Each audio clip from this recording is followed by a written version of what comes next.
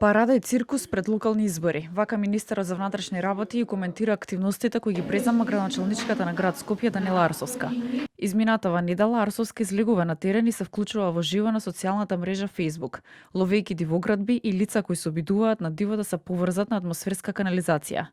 Во своето браќање таа потенцира дека добива закани од одредени лица и иако се обидувала случај да го пријави во МВР, од полицијата испуштале слушалка.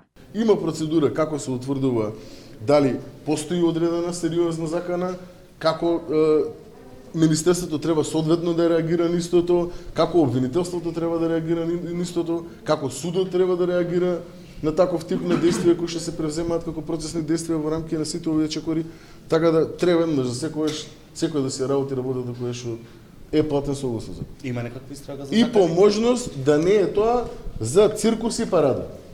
Ова што го гледа македонската јавност е исклучиво само циркус и парада пред локални избори. Да беше во рамки на првите година дена. Ќе беше за поздрав и ќе беше навистина искрено. Ние не говориме за желба да се стави ред во Македонија. Овде говориме за парада и циркус. А да, Министерството за внатрешни работи ќе постапи согласно неговите надежности како што постапува и секогаш во минатото.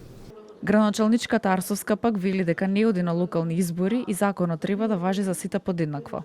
Јас не одам на избори. Не знам зошто му е на него предизборен циркус. На него циркус му е целиот мандат. Он веќе втора година е министер за внатрешни работи и јас очекував, затоа што рече дека и брат му ќе оди и ќе го апси, да влезе ке Висар Ганију и да му ги побара документите, ама зашто не му е брат, кај него не постапува. Треба да овие луѓе соберат храброст да се спротивстават на криминалот без разлика дали им е коалицијски партнер или не. Тука многу повеќе ќе ги ценат и граѓаните, ќе ги ценат сите околу нив и ќе им дадат многу голема поддршка.